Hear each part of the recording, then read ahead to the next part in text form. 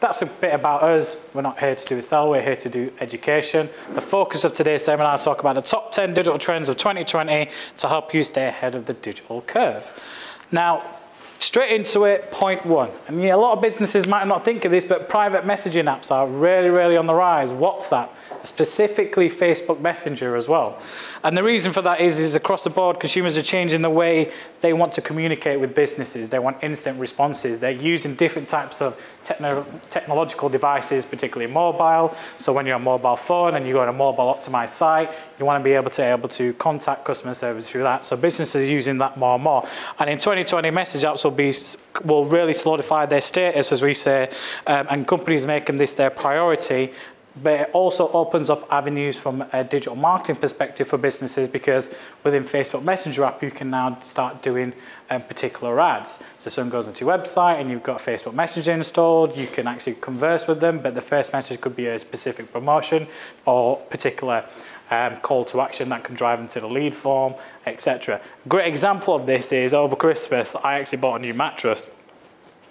And it was an online company, Otti Mattress, and they were doing an offer. I saw the ad on Facebook, but then as soon as I went onto the website, I was having a chat across Facebook Messenger with someone. And they were using that to tell me, explain the product services, answer any questions I had. But again, I was doing this all on my mobile phone. So it just shows you how far technology has come and how it's becoming more immersive. And in that, I was getting subtle messages saying, well, here's the link, you can get X amount off. And as soon as I opened that message box, the first message was, we've got £200 off winter sale for your mattresses, buy one. Needless to say, I did end up buying one because I needed a good night's sleep over Christmas, because it was a hectic one.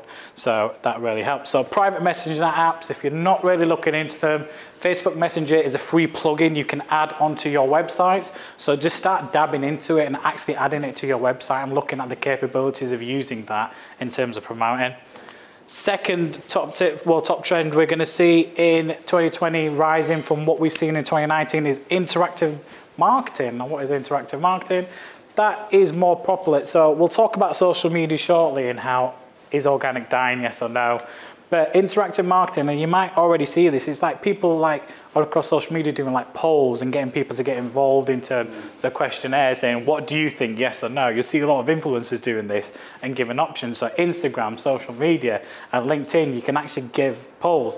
Give Me Sport is a great brand. That's a great example that do this. They actually put together different types of polls around sports and gets interactive. And again, they don't even boost those organic posts.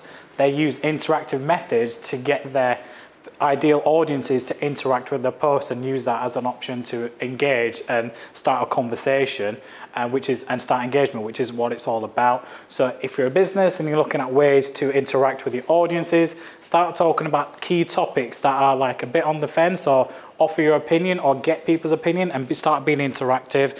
And what this does is it boosts interest, it increases your retention and brand affinity, but you can also then take that conversation through chatbots, etc., and different polls. Very effective interactive marketing. It's kind of overtaken what used to be organic, where people used to be like, here, enter a competition, etc. Now people are just doing polls and different types of interactive where people get engaged with that specific post at the time. Obviously, we'll share all this presentation with everyone who's turned up, so all the stats that are there you'll be able to keep at the end, and we'll do a blog at the end. Voice search, as we call it, voice engine optimization, VEO instead of SEO. So how many people actually, with a show of hands, actually say, hey Siri, or hey Google, hey Alexa, and actually use the voice technology based on a mobile phone? And that's prevalent because 41% of adults actually use it. And in 2020, it's predicted at least 50% of all online searches will be done through voice search. So if your website and your business isn't voice optimized, it's a very lucrative area to start getting into. What this does is, especially for local businesses, it's really effective. So basic search things like, where's my local coffee place, or where can I find a particular product nearby. It's going to be really good, but on the flip side, it'll be very competitive, because when you Google something on your mobile phone, you get a list of options, whereas when you ask Alexa, it's only going to give you one option. Or if you ask Siri, it's going to give you the first top option. So there's going to be high competition for voice search as it gets better, technology gets better, more people using it, have devices in their homes and on their mobile phone. That first response is going to become very competitive, and we're going to see an version of the term VEO as opposed to SEO over the course of the year. But you heard it here first.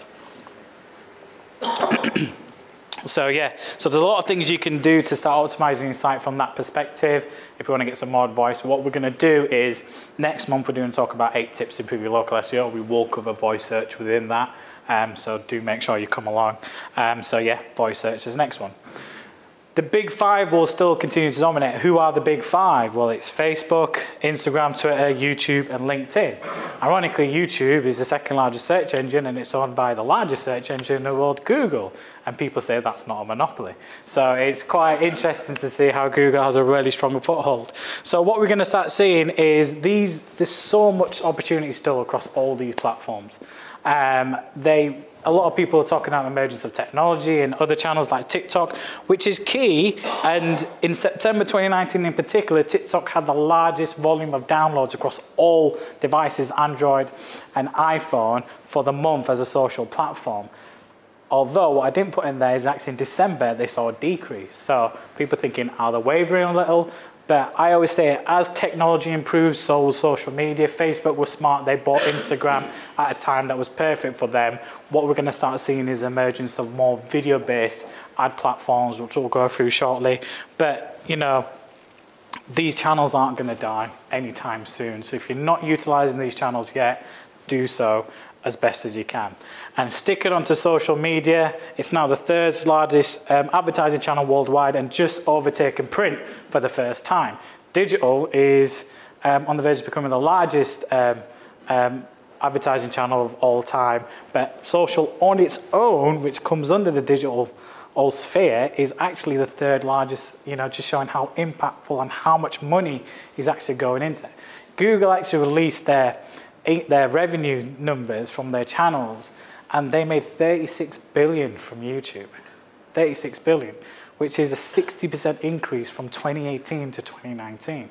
And that's because more and more people are using social techniques and social video to share. But you know, competition is still fierce. There's a lot of opportunity in here, but spending more doesn't always guarantee success. So be careful with that. Make sure you understand who your audience is, what devices they're using, what social platforms they're on. Just because your audience is on Facebook doesn't mean they're interacting in the same way on LinkedIn. Just because they're watching videos about you know music or pop stars on YouTube doesn't mean they're going to want to watch videos about particular product services. So you've got to be very, very specific in terms of how you approach that. Video or bust. So 82.2% of marketers will invest more in video content in 2020. Why? Because as technology improves, more and more video content is becoming prevalent. People don't read image ads anymore. They want to digest a lot of information in a very short space of time. And the best way to do that is through 5, 10, 15, 20-second videos. And as we see the culture switch across platforms, how many people actually here use social media? From the show I have hands, I'm guessing everybody. How much time do you actually spend on video across those social platforms or watching video platforms? Quite significant, quite high. Interesting stat, 80% of all internet traffic in 2019 was video, but here's where it's going in terms of a trend. By 2021, it's expected that 30% of all traffic will be live video. Why live video? Because 5G has just been released. By 21, 22, that'll be what 4G is now. Remember when we had 3G, we started seeing the emergence of video. As 4G came, we started seeing the emergence of platforms like TikTok, which is just video social sharing. So technology really dictates where we're going, but live video is where everything is going in terms of how businesses will start communicating with their audiences, because they'll be able to get that information there and then straight away. So it's on the rise, it's killing traditional engagements. People are looking more at metrics like video views, which is why Instagram's moving away from likes, so you can't see likes on other people's posts. That'll start getting rolled out throughout the year as well. But you know, if you have your own profile, you'll still get to see how many people like your post or a business point of view, but just actual generic users won't be able to see likes on other posts. So that's why engagement's going. Micro influencers. So a lot of business, probably not relevant to a lot of people in the room, but influencers are a bit of been a game changer for the last couple of years. But what we've started to notice is that it's becoming a bit of a fad. And I said this last year, in 5 years' time, I think influencers will be dead unless they offer a specific value. It's like in LinkedIn, we follow certain specialists because they know a particular industry really well. And I think that's where it's going, because if you talk about a specific niche or a specific topic and become an expert in that, then people will engage with your content. For example, in our industry, let's say if we just talked about SEO, for example, and then we kept doing that for a year, we would become a micro-influencer in SEO, and people would start seeing more of our video and podcasts around that. But what we noticed is that the micro-influencers with 10 to 50,000 followers are actually getting 41% higher engagement than those with 500,000 to 1 million followers. Because what we see now is, and Cristiano Ronaldo is a great example. Cristiano Ronaldo has 200 million followers, but 25% of them turned out to be fake. So imagine 50 million of these 250 million followers, bots or fake accounts or made-up accounts. Obviously, he has no control over that because he's got an open page to allow it. So actually, 50 million followers of those are actually real. So again, it just shows you that the larger following you have, the more, less engagement you're going to actually have, people just following. Whereas those that actually have a small following and focus on a particular niche will actually get better results in terms of engagement, which will be better for businesses that want to push out particular products or be an affinity towards them. So yeah, this whole making myself look good in Dubai or outside a picture of a nice Porsche or everything, that's all dying. People can see the fakeness of it. They want real stuff. Video is where it's all out. Images are kind of moving away, which is what we talked about in the point before. So yeah, micro-influence is the way to go if you are considering going into influencers as a tool. Podcasting. Does anybody actually listen to podcasts in the room? It's great. And actually what we're starting to do is we're going back through all our talks, and we're going to actually offer them as podcasts. I mean, yes, you'll have to listen to a Yorkshire person on the other side, but there are worse accents. No offence to anyone from Birmingham or anyone like that. But yeah, so podcasting is on the rise. It burst into scene in 2014. 2017 average, revenue was 340 million. Expected to grow more than 110% by 2020 this year. That's according to IAB figures. So it's the best thing about it is you can personalize it. So if you're running podcasts and you're a business, I'm going to pick a new Simon. So Simon, obviously, Galbert, Elia, accounting firm. So if you focus on a particular element of the services you offer in terms of accounting and started doing podcasts about that with specialist accountants in that area and start building on that, that's an ability for you to actually start sharing and actually getting more customers through the door. This is what we're going to be doing. We're going to be doing talk about video series, and we're going to offer that as a podcast. So we're really getting into podcasts. But part of the places where you go and get your podcast information from, there's advertising opportunities for you to push out ads. If you want free podcasts, you can actually have ads and almost like radio ads appear in between them. So what we're going to really start seeing in 2020 is more people move towards podcasting, video podcasting, and voice podcasting, which is, if you're not really trialing it, all you need is your phone, a mic, and just talk about something. It doesn't have to be a 30-minute, 60-minute podcast. It can be 5-10 minutes. I suggest just start dabbling into it and talking about what you guys are specialists out, and just start trialing it this year. And you should start seeing some really good returns from it. Start being agile. We can't stress this enough. We have our own methodology called PEER, which is plan, implement, evaluate, repeat. We did a talk about this at Leeds Digital Festival back in 2019, April. And the reason for that was because the traditional way of doing digital marketing is dying. You've got to be able to be reactive and agile at the point.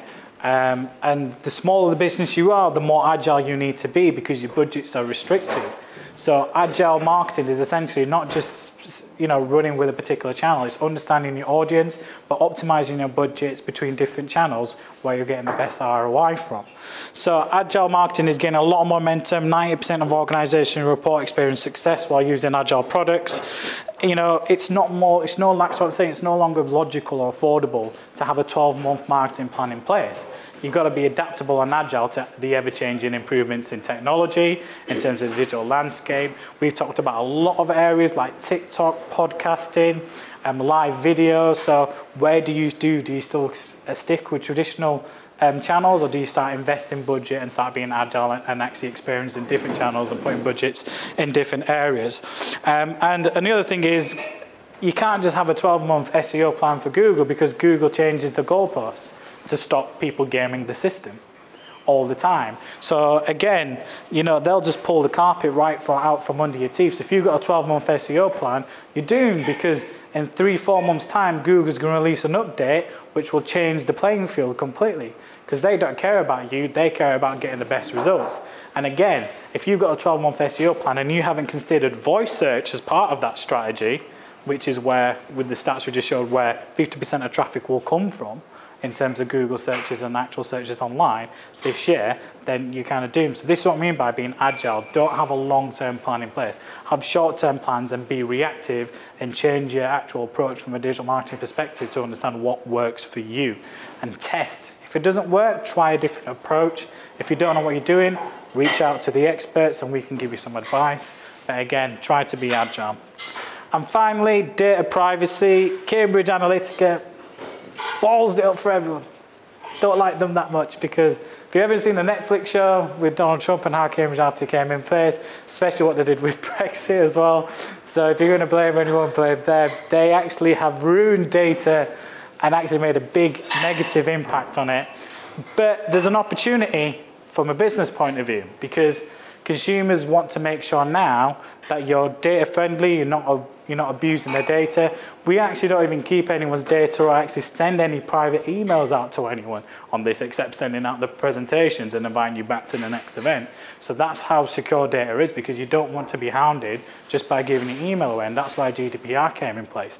So data is an opportunity, because if you're showcasing to customers that they can trust your data by having a secure site, secure payment portals, actually showcasing your actual privacy policy on site, you're actually building a trust with your consumers, so they know that their data isn't getting abused. So there is an opportunity from it.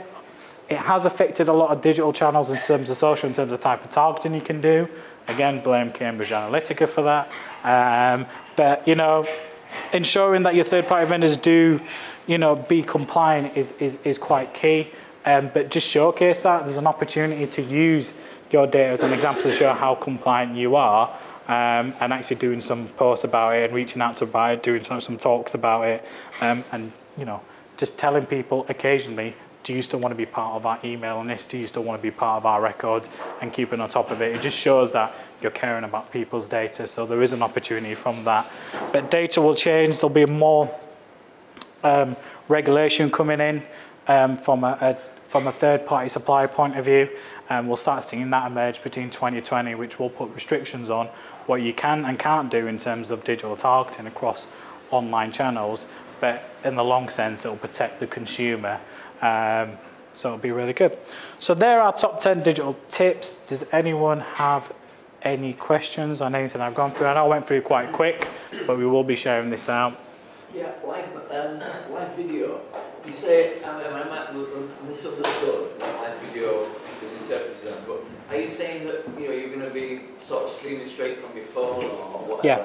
So won't that have a lessening effect on the effect of video? Because if you do a recording one, you can do another take and try it again, and you get all the ums and ahs in it showing. No, because it's more authentic, and that's what we're saying. The bigger influencers, consumers can see that it's highly edited, it's all fake, it's fake images, it's fake locations. Whereas live video is more relevant, because we've seen a lot more live streams happen of people doing gaming. We're seeing a lot more brands do it. So actual brands will invest in people to actually go out, have their profiles on their phone, actually go out and create live video there and then that people can be reactive on, like, share, comment on straight away. You see a lot of it now, especially in football. They do a live video of the managers' conference talks and stuff. So brands do that. Different Premier League brands do that.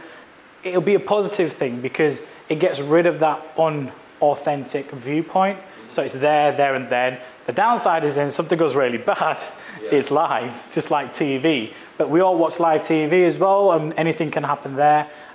So I think it'll just be a positive thing. But what you'll start seeing is brands will start getting very, very creative with live videos. So it'll be like how they host events and do more practical elements with their businesses and push that out. Or if they have, you know, a lot of live video will be with celebrities. You know, getting celebrity endorsements and doing that. You actually see Dwayne "The Rock" Johnson do that quite a lot, where he just does a live video and then uploads it. There's no editing to it. He just does the live video and then it's there to view. But it's more authentic. But again, he's using that from a marketing perspective to build his brand, build his followers, and obviously push out the product that he's pushing out or he's associated with. So the bigger brands will do it, and that's where we'll learn from, because obviously they are the first ones to invest heavily into their marketing budget to do that kind of things. So it will be positive. Yeah, what's an but again, only 13% of traffic in 2021, so that's next year will be live video. So it's still in its infancy. So if you want to get understanding it, start trying it out. You can do live video on LinkedIn right now if you wanted to, or on Facebook and Instagram and just go live. It worked badly for Mark Ruffalo when he was at the Thor Ragnarok premiere, where he had the whole live first 20 minutes of the film going on in his pocket and everybody could hear the film. But again, people loved it. And what did Marvel do afterwards? They just made fun of it. And Disney made fun of it, and then it went viral and there were posts about it. So you can also turn a negative into a positive. Biggest grossing film of the year, right? No, that wasn't. No. Avengers Endgame was, yeah. No, not that one. Any other questions on any of the top digital trends that we have? Comment really, Manny. You know, after Insider magazine now, Topic is one of the leading magazines, just launched their app this week. Yeah. Yeah, apps are just a great way to engage your existing audiences better. We haven't covered it because apps have been around for a long time now. A lot of e-commerce apps will start prevailing, but you know, it is what it is. Any other questions? From a social media point of view, yeah. You mentioned about being adaptable. Are you better focusing on one channel, or is it better to be across them all? Depends on your budget. It really does. If you have, let's say, $2-3 grand budget, then you can actually trial different channels. If you only have, let's say, £300, £400, £500 budget, then I would just focus on, you know, one channel. And again, it depends on reach. If you're just targeting the LS postcodes, then, you know, a budget of $300-400 is fine. You could actually split that across a couple of channels because you're just being very specific and narrow. So again, it really always depends on what your budget is. If you've got low budgets, then start with maybe 1 or 2 channels and test the market. But again, be realistic that it's low budget, it's low reach, you're not going to get the desired results you want. In that case, you might just want to focus on one channel and see how the results work from that. And again, test and play around with it. The key thing with social is the message and the call to action. You can get the targeting right, but if you don't have engaging content or video content that you're pushing out, then, you know, people aren't going to understand what it is you do. Start moving away from image ads and start focusing on short 5-10 second videos. Any other questions? We were talking about the polls, which I've never thought about doing. How do you capture the data? How do you actually continue that conversation with people? Because we've got the most exciting event from an accountant's point of view coming, is Budget Day. We've got a big an event where we're having 200 people along to hear about it. But afterwards, we'd love that opinion.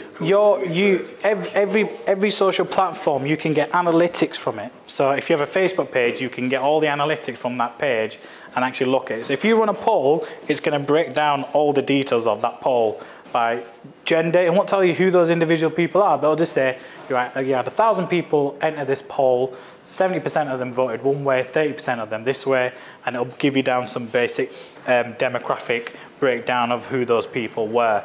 How many of them followed your page, for example, if they were male, female, by age, and that's the kind of basic information.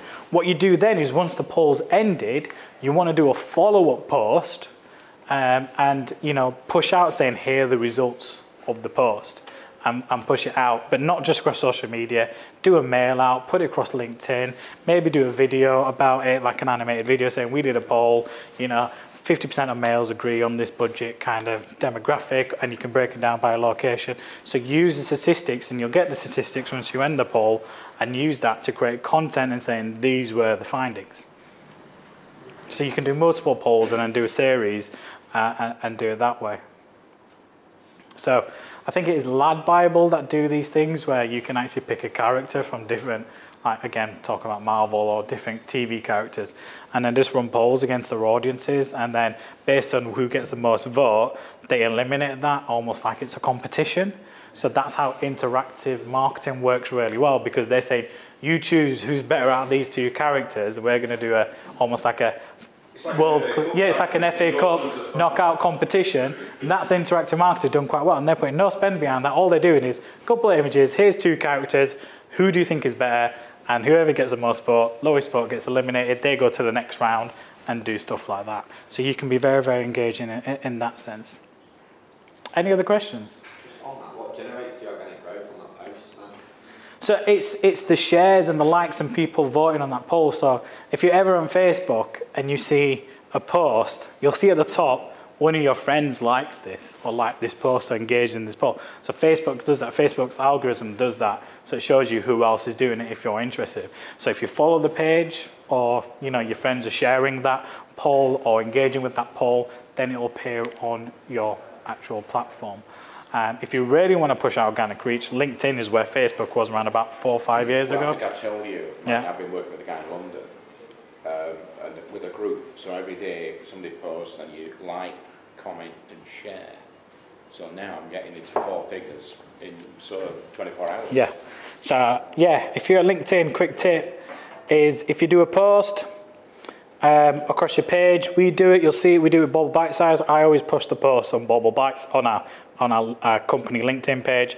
As soon as I post it, I like it and share it, and I tag people in, like Keith as the first comment, and I add a comment in just to increase organic growth. And before you know it, you've had 20 likes and 13 shares of the post, and more people are doing it.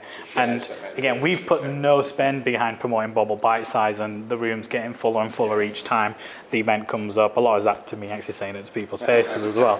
But again, if you don't post, you won't get the data out there.